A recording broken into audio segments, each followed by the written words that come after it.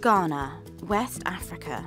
It was the first African nation to gain independence, and this year, the country is celebrating 6 decades of autonomy. It also holds a pretty special place in my heart. My father grew up in the Volta region, near the country's border with Togo. I'm back for the first time in 11 years, on a mission to find out how Ghana's art scene has developed. Deprivations that we find in our community or in our space becomes the reason why we want to, remain and practice through that. People are volunteering their time, their space, their even resources just to make sure that this type of exhibition can be held. And find out what impact colonialism, globalization, and poverty have had on creativity.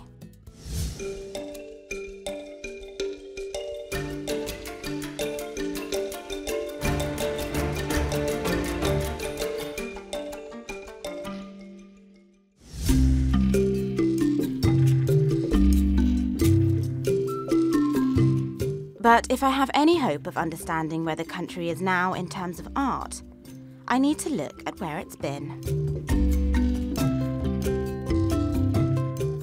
Ghana's located on West Africa's Gulf of Guinea. Bordered by the Atlantic Ocean, it's known to have been inhabited for at least a millennium. The country's rich in natural resources, including gold and diamonds. And this didn't go unnoticed by the West.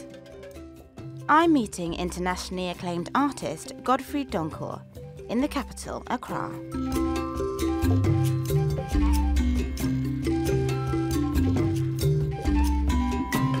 He moved from Kumasi in Ashanti region to London when he was just 8, but Ghana still has a huge influence on his work, and today it's especially important.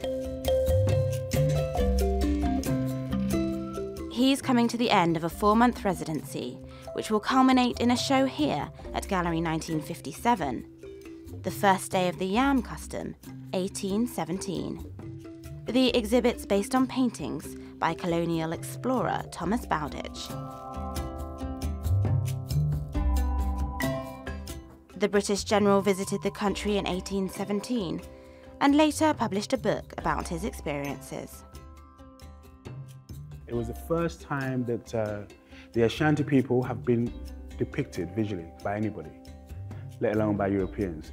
So as a result, when the book was printed in 1818 or 1819 in the UK, it started off the European interest, or the interest from the West in this region. They heard the stories about the Ashantis and the gold, and so they wanted to come, and it started the scramble for Africa. And Bowditch is actually here. So he painted himself in his own painting. So he's here in full British uniform. He was a British soldier, even though he's an explorer, with his colleagues and with soldiers, with the flag.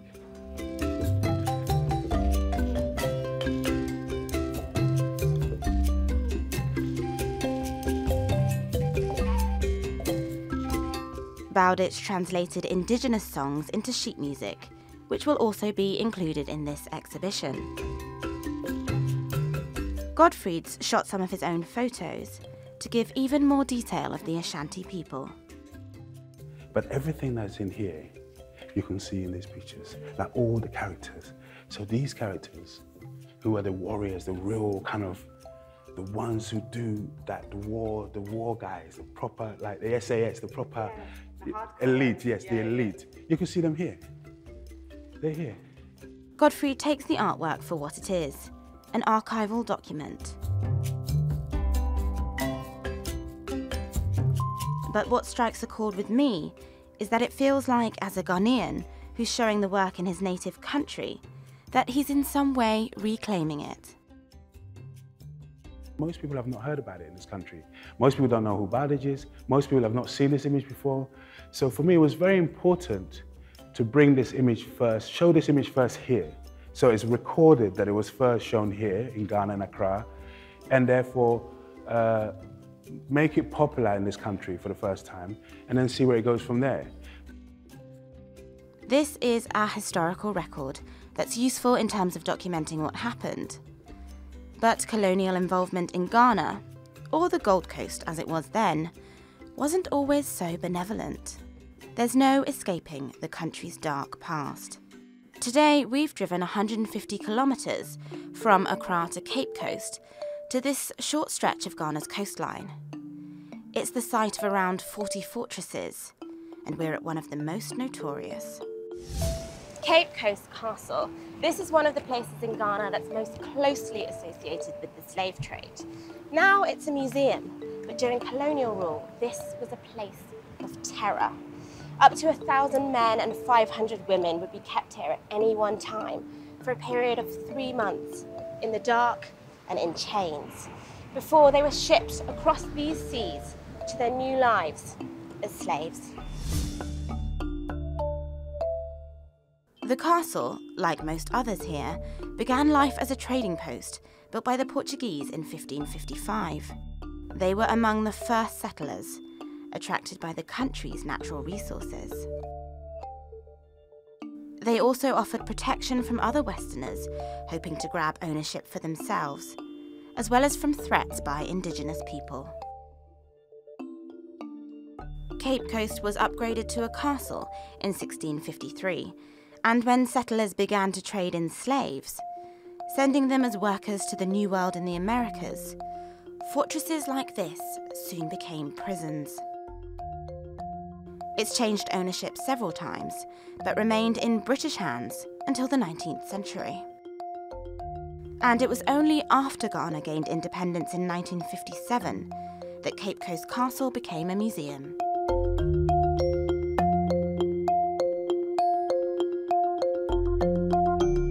Being here, I don't know how to feel. To think this could have been the last place in the country some of my own ancestors saw is devastating. And the scars of the past are undeniable. But what influence did colonialism have on how the country has shaped since independence? That's not something I can answer on my own. So I've returned to the capital and the country's oldest seat of learning, the University of Ghana, Legon, to ask African art historian Kwame Nkrumah. That if you want to paint urban Accra or sculpt urban Accra and you want to go to High Street, you by all means want to recall the colonial. You may not say it or you may not be aware of it, but it will recall our colonial past. It will recall our transition. And yes, so it's an undeniable fact. And as we recall this in painting or in sculpture, in textile, in fabrics, you definitely consciously or unconsciously recall these things. And when you begin to talk about them, and if you're doing history and you're studying history, you cannot isolate it from our past, and you cannot isolate its influence from the present. Today, he's teamed up with Sylvia Forney, president of the Arts Council of the African Studies Association. They're in the last stages of organising ACASA's triennial. It's an international conference for scholars, critical thinkers and artists. What's really exciting is that this is the first time it's ever been held on the continent. No matter what kind of presentation of African art is done in the West, it's always like presented in the media as earth-shattering and groundbreaking, but it's been earth-shattering and groundbreaking for over 100 years. So it's almost like the public opinion never catches up to the scholarship, to the long year of practice, to the long history of art, and of both historical and contemporary art of the African continent. And whenever it is presented in Western settings, whatever it is always somewhat presented as a novelty, and there's no sense or no sinking in the Western public opinion of this long history. Western art's been studied for time immemorial, but that's not so with African art, especially contemporary African art. How is the conversation different when it comes to African scholars talking about African art? A Ghanaian or an African is writing from an African perspective. There's some of the things that are contextualized, and you grow with it and you live it. And so when you're narrating those experiences, they're different from somebody who hasn't lived that culture. And that is what I hope when the African scholarship increases, we'll be able to bring to the table. The nuances and the interpretations. Kwame's talk of culture and lived experience inspires me. While I'm here, I really want to try and connect more with my heritage. So I'm making sure I get involved in the country's cultural traditions.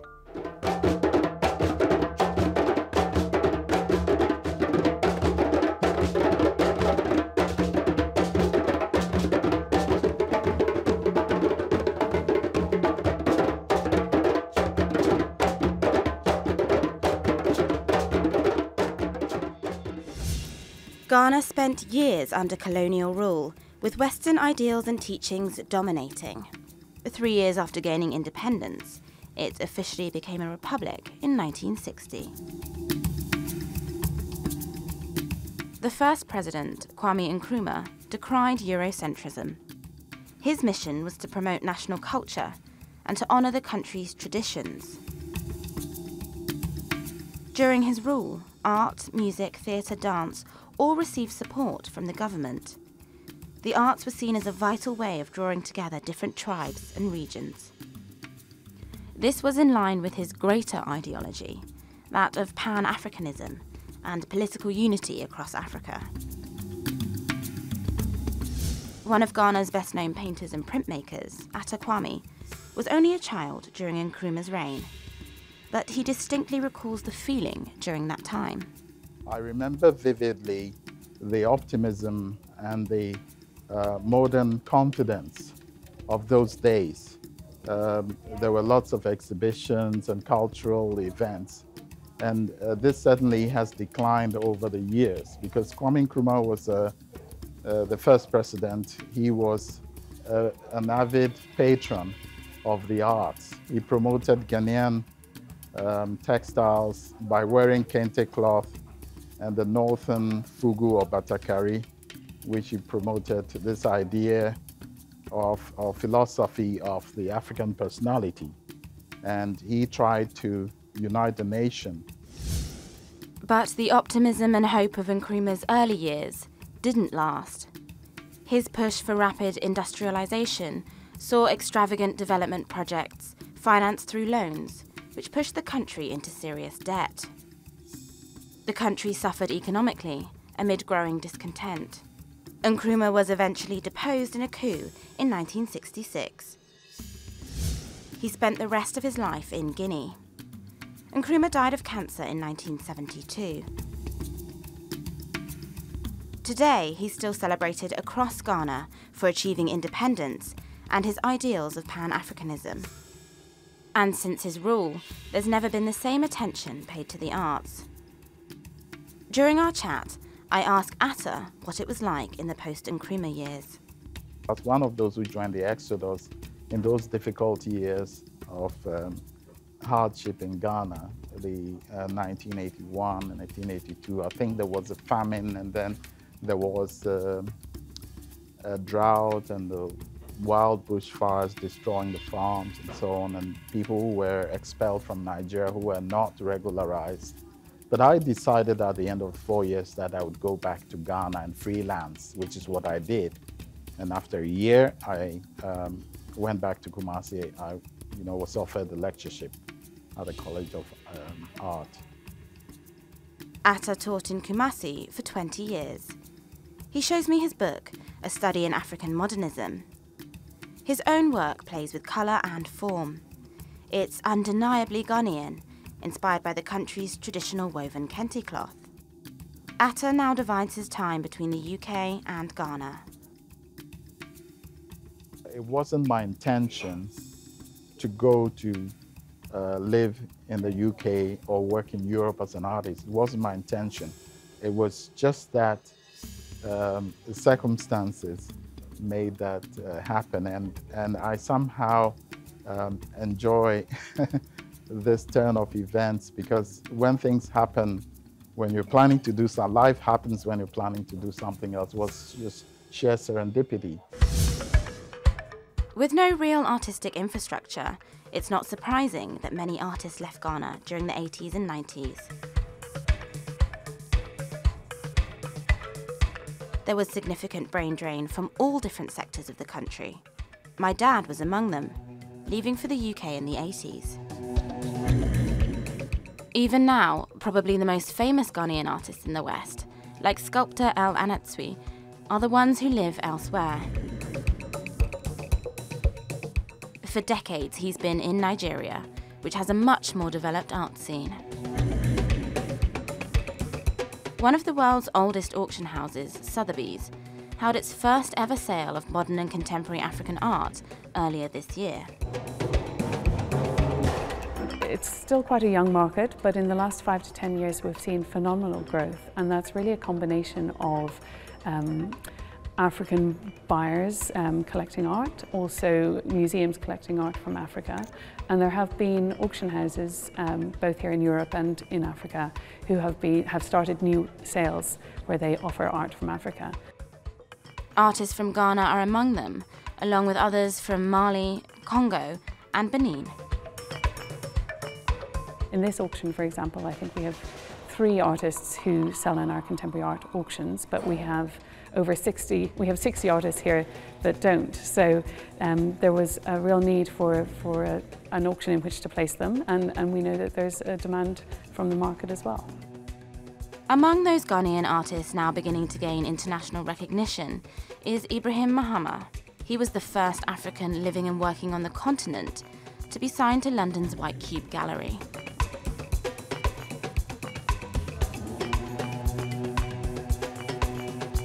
Artistic director Susan May told me White Cube was drawn to the ambition and clarity of vision of Ibrahim Mahama's practice. With increased demand from the West, you'd think investment in the arts would be a no-brainer. After all, art not only attracts investors, but tourists too. At the moment, though, that doesn't seem to be happening. There's no Arts Council in Ghana. Artists can't rely on grants or funds from the government. That's why foundations like this one that we've come to today, called Nubica, are so important. Odile Tevi is a founding member and the director of the institution. The arts is still segregated to, third-class status in our country. It's always about the sciences, it's about health, it's about child mortality. But I believe the arts and the culture of a people feeds into all these, and if you don't pay attention to it, I think we're kind of dying slowly. Odile's determined that's not going to happen. The foundation was set up 10 years ago. It's one of very few spaces and organisations for local artists. The commercial side of things is also important, but we can't just be driven by the commercial side of art. It's important that we have institutions like ours which have a mission to support the practice of artists and just allow them to nurture their practice, meet patrons, and things like that, yeah. The foundation also works closely with children to try and engage them in the arts. Schools will come and visit the space, see the work of the artists on display, and sometimes even be involved in creating art themselves. And it's this idea of inspiring the next generation that is perhaps one of the defining features of this country's art scene. Today, we're in Nima. It's densely populated, with a maze of back streets. It's one of the most impoverished areas in Accra, and has long had a reputation for being unsafe. Whenever they talk about crime, then they talk about Nima. But, and nothing has done about it. Nobody has even rise up and speak against it. So we, as an artist, we just came together as call for action, to change perception of the community through art and to educate people, especially tourists, to come to the community. Because the community has a lot to offer. It's a very diversified community, people from all around Africa. all of them reside in this community. So the way the community is being portrayed outside is not exactly what is happening in the community.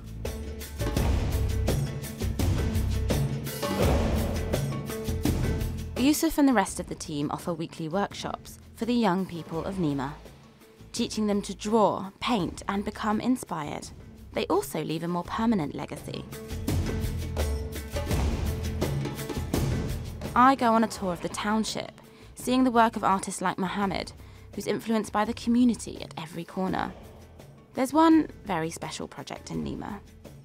What we do is we empower the youth by giving them the opportunity to express themselves through art, because we believe art has the power to transform minds and change society.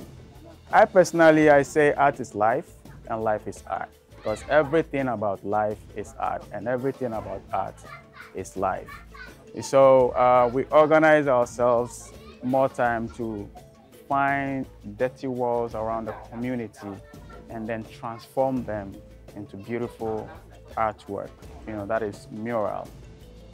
This mural scene was completed last year. The artists guided, but a lot of this work is done by the kids. Nima, Mu and Manchi paint murals throughout Accra, adding a splash of colour to day-to-day life. Talking to Yusuf though, it's clear that without funding, it's a real struggle.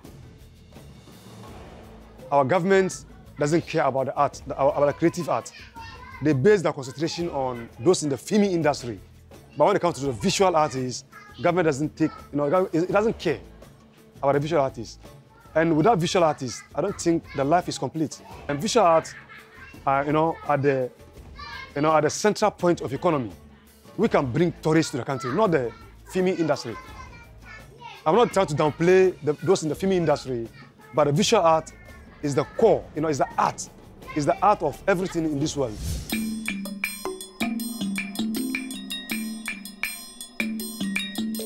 Like many of the artists in Nima, Yusuf was trained by one man, Mosey. For more than 20 years, Mosey's come to this same spot every day. Art's means a lot to me. I can't even explain, because I eat art, I drink art, I sleep art. So whenever I wake up, just with my brush and paint, when the inspirations come, I have to put it on canvas. So that's what I've been doing. Mosey's seen it all. But looking at the future, he seems pretty positive. This time around, people get to know what is art. But formerly, it wasn't like that. It wasn't like that. We find it very difficult just to let people to understand what is art. But now, alhamdulillah. We're also seeing a new kind of creative professional here in Ghana. This is the permanent space of ANO, Nana Oforiatta IM's cultural research platform. It's an exhibition and screening space, workshop and library.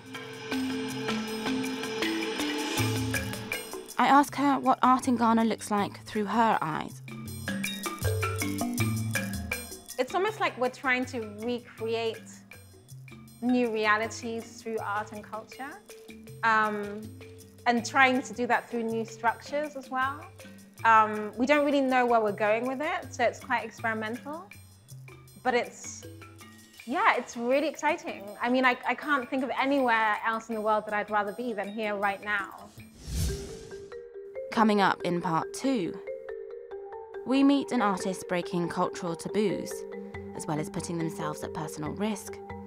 And I take a road trip up to Ghana's second city and cultural hub, Kumasi, the centre of the country's artistic revolution.